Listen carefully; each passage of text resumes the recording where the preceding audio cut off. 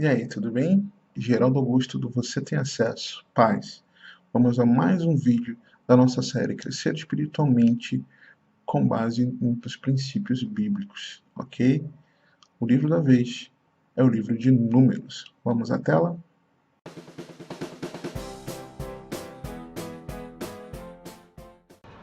Bem, agora aqui na tela do computador, vamos então aos princípios que encontramos em Números para nosso crescimento espiritual. Alguns ensinamentos que vamos pincelar desse livro.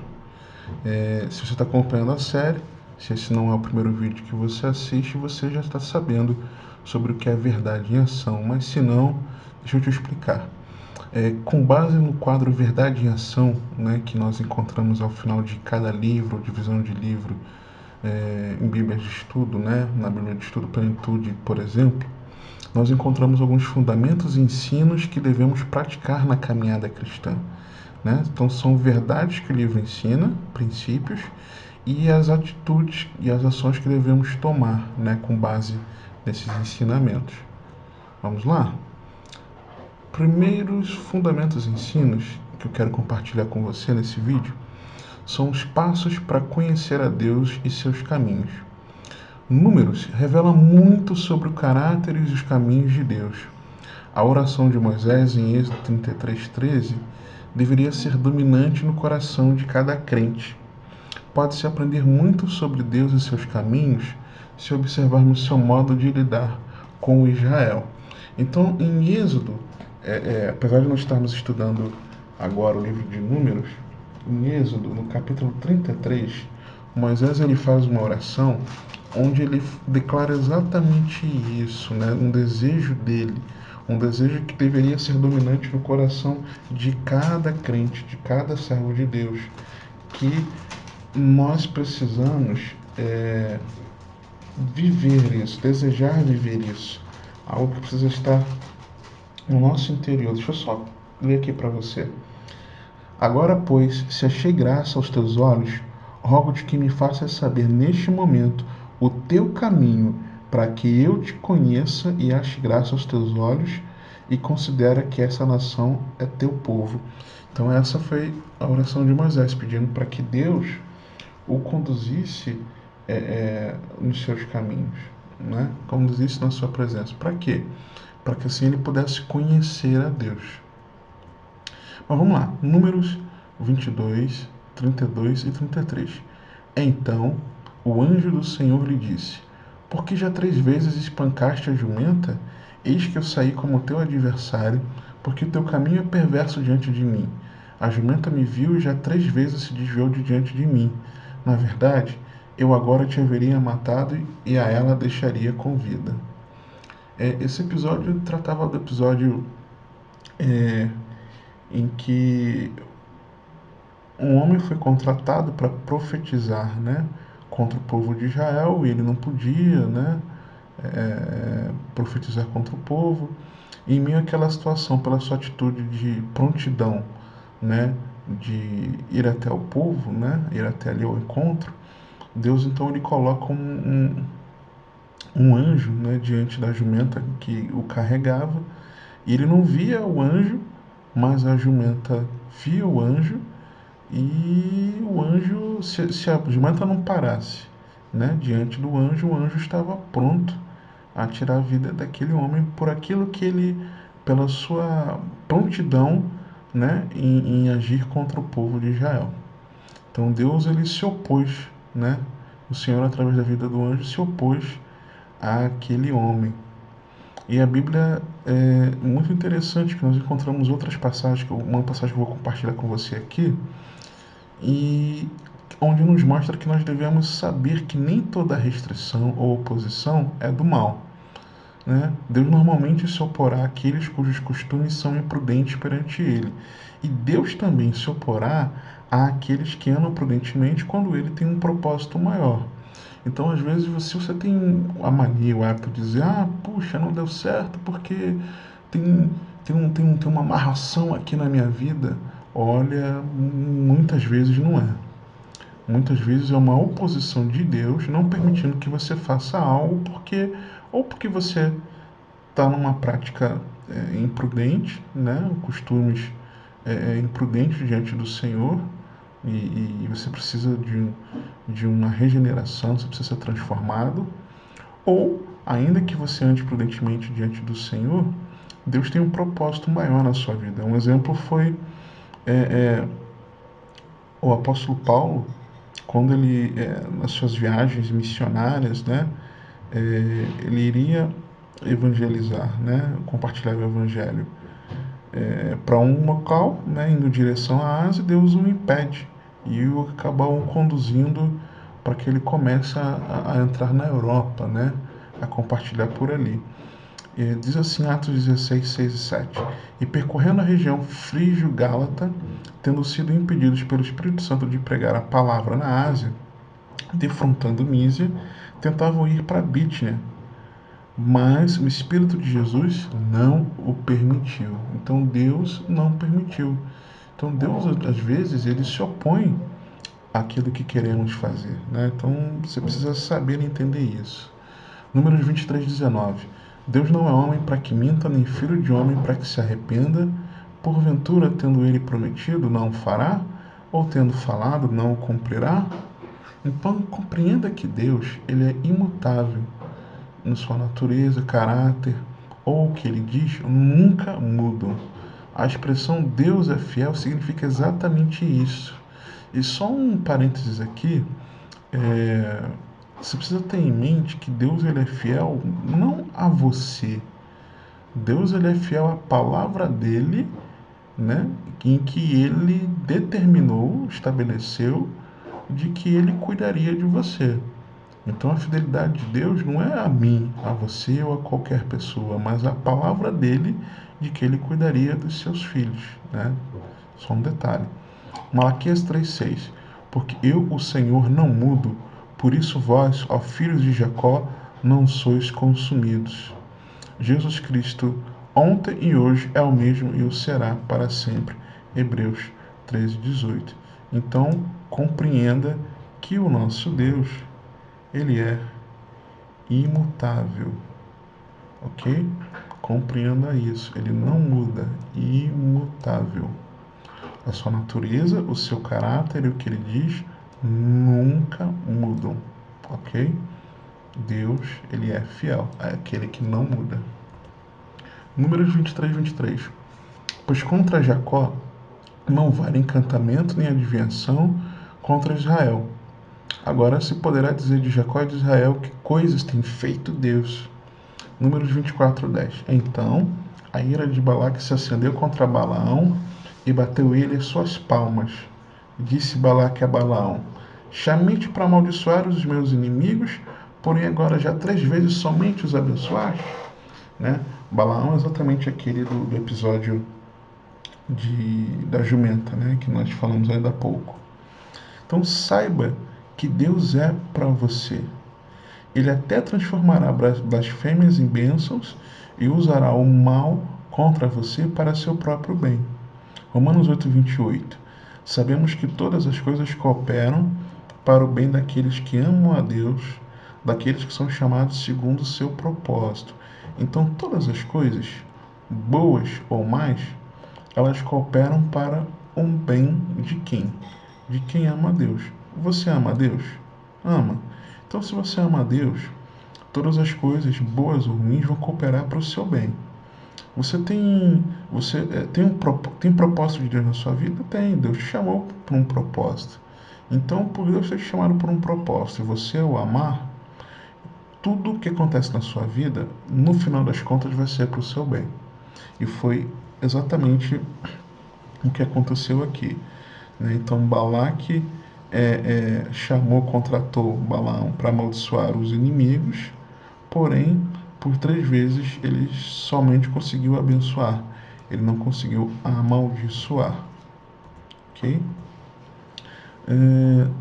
O segundo ponto de fundamentos e ensinos que eu quero compartilhar com você são passos para uma devoção dinâmica.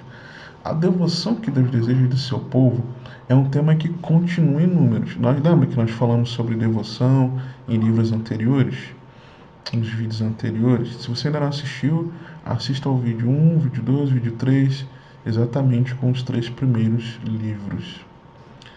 A lei do nazireado e as vidas de Caleb e Josué fornecem exemplos importantes da devoção que Deus honra. Então, uma vida dedicada a Deus é honrada por Deus. Caleb e Josué, eles tiveram um posicionamento diferenciado diante do povo de Israel. E esse posicionamento deles fez com que eles fossem honrados, né? Elas estão em forte contraste com a fidelidade de Israel. Então, as atitudes deles, as vidas de Caleb e Josué, elas contrastavam com a infidelidade de Israel. Lembra que nós acabamos de falar de fidelidade? Ser fiel é não mudar. Infidelidade é característica daquele que fica mudando. Israel, por exemplo, Israel recebia a bênção de Deus, glorificava e exaltava o Senhor, e em seguida Israel pecava. Né? Um exemplo disso é quando o povo foi no Êxodo, né? Quando o povo foi liberto do Egito, atravessou o Egito. Assim que eles atravessaram o Mar Vermelho, né? Atravessaram o mar. O mar se abriu, eles passaram de pés enxutos, depois o mar foi fechado com as águas sobre o exército do Egito. Então eles passaram a celebrar ao Senhor, cântico ao Senhor, exaltaram a Deus, jubilaram. Miriam cantou, dançou, teve o cântico de Moisés, foi algo assim. O povo jubilou grandiosamente diante de Deus por aqueles grandes feitos. 3 dias depois, o povo começou a murmurar, porque queria água, água, água, água, eu quero água. O episódio lá das águas em Mara, né, em que Moisés ora ao Senhor, o Senhor mostra para ele a árvore, ele pega da árvore, lança sobre aquelas águas amargas se tornam águas doces. Então, como pode, 3 dias depois de um grandioso feito, uma celebração que eles jubilaram muito, celebraram muito ao Senhor, 3 dias depois eles estavam murmurando, esqueceram, né? Então, meu irmão, minha irmã, você que está assistindo, a tua alegria em Deus, ela não pode se esvair assim, você não pode mudar. Uma hora você está bem com Deus, outra hora você está de mal com Deus. Não pode ser assim, né? É a mesma coisa, por exemplo, você no culto domingo, Deus falasse poderosamente a você, você entregou sua adoração ao Senhor, você saiu feliz e radiante de tudo que Deus te direcionou para aquela semana, para a tua vida, para a tua casa. E na quarta-feira você já estava murmurando, estivesse murmurando contra o Senhor, esquecendo tudo que você viveu no domingo. Então, o povo de Israel era assim. E nós, Igreja de Cristo, muitas vezes somos assim, né? Somos infiéis, mudamos. E as atitudes, as vidas de Caleb e Josué, muito pelo contrário, elas contrastavam com essa fidelidade de Israel. Números 6, de 1 a 4. Disse o Senhor a Moisés: fala aos filhos de Israel e dize-lhes: quando alguém, seja homem, seja mulher, fizer voto especial, o voto de Nazireu, a fim de consagrar-se para o Senhor, abster-se-á de vinho e de bebida forte, não beberá vinagre de vinho, nem vinagre de bebida forte, nem tomará beberá de uvas, nem comerá uvas frescas, nem secas, todos os dias do seu nazireado, não comerá de coisa alguma que se faz da vinha, desde as sementes até as cascas. Continuando, né? Até o 8. Todos os dias do seu voto de nazireado não passará navalha pela cabeça até que se cumpram os dias para os quais se consagrou ao Senhor, santo será, deixando crescer livremente a cabeleira. Todos os dias da sua consagração para o Senhor não se aproximará de um cadáver, por seu pai ou por sua mãe, ou por seu irmão ou por sua irmã, por ele se não contaminará, quando morrer. Porquanto o nazireado do seu Deus está sobre a sua cabeça, por todos os dias do seu nazireado, santo será o Senhor. Então era uma lei específica para aqueles que fizessem um voto de consagração ao Senhor, onde eles se absteriam de alguns alimentos, de algumas bebidas, de algumas atitudes, não passariam navalha na cabeça, por exemplo, eles não tocariam, não se aproximariam de um cadáver, com exceção da sua família, né, para os sepultar. Se te faz lembrar de alguém que não podia passar navalha sobre sua cabeça, não podia tocar no cadáver, não podia fazer uma série de coisas e foi fazendo uma a uma e se desabilitou. A última foi ter aberto o seu coração, né, ter compartilhado aquilo que era o segredo espiritual, né, do seu voto, teve o seu cabelo cortado e perdeu sua força, teve seus olhos perfurados, e aí você já sabe, né? Tô falando dele mesmo, Sansão. Então ele foi um nazireu. E o que a gente pode aprender disso? Comprometa-se a ser totalmente dedicado ao Senhor. Então, seja totalmente dedicado ao Senhor. Deus invoca todo o seu povo para levar vidas completamente separadas para Ele, né? Então, é exatamente a santidade. Santidade.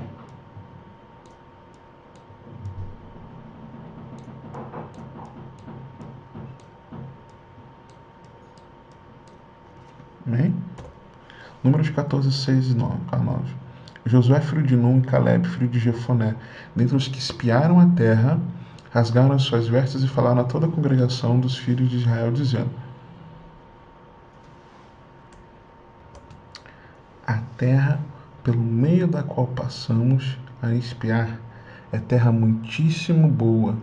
Se o Senhor se agradar de nós, então nos fará entrar nessa terra e nos dará, terra que mana leite e mel. Tão somente não sejais rebeldes contra o Senhor, e não temais o povo dessa terra, porquanto como pão os podemos devorar. Retirou-se deles o seu amparo.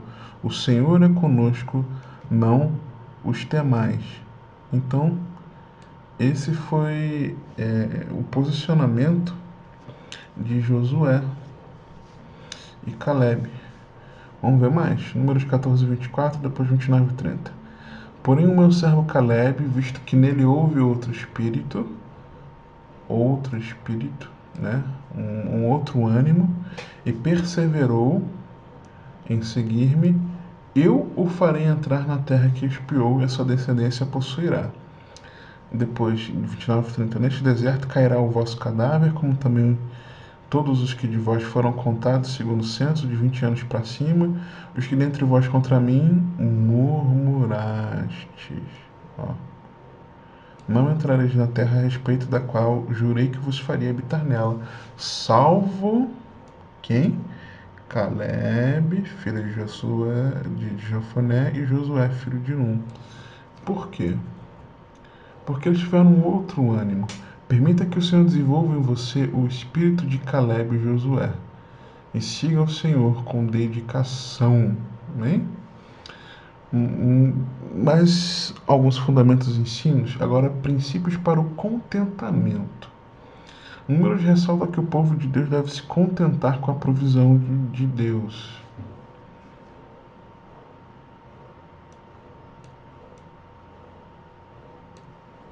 O descontentamento revela uma falta de fé em Deus. Ele sabe do que precisamos e atenderá essa necessidade no momento adequado. A fé está disposta a esperar por esse tempo e basear-se em sua provisão atual. Números 2, 1 a 2 e depois 34. Disse o Senhor a Moisés e a Arão: os filhos de Israel se acamparão junto ao seu estandarte, segundo as insígnias da casa de seus pais, ao redor de frente para a tenda da congregação se acamparão. Então, cada um vai se acampar junto ao seu estandarte, segundo as suas insígnias da casa de seus pais. Então, cada um tinha um local para ficar. Cada tribo se organizava de uma maneira. Assim fizeram os filhos de Israel, conforme tudo que o Senhor ordenara a Moisés. Se acamparam segundo seus estandartes, assim marcharam, cada qual segundo as suas famílias, segundo a casa de seus pais. Aceite o lugar que Deus lhe colocou no corpo dele. Então, cada tribo, no acampamento, enquanto eles estavam marchando, eles tinham um posicionamento, né? Leste, oeste, norte, sul, e acho que viam primeiro, os que viam depois, né? Todos os agrupamentos. Baseie-se no fato de que ele o colocou onde ele quer que você esteja. Ele o colocou onde ele quer que você esteja. 1 Coríntios 12:18. Mas Deus dispôs os membros, colocando cada um deles no corpo como lhe aprouve. Se todos, porém, fosseis um só membro, onde estaria o corpo?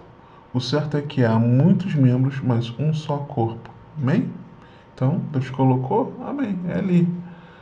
Foi a porta de emprego que Deus te abriu? Amém. Segue por essa porta. Foi a família onde Deus te plantou? Amém. Né? Leva o profético para tua casa, para tua família, mas vive a bênção lá.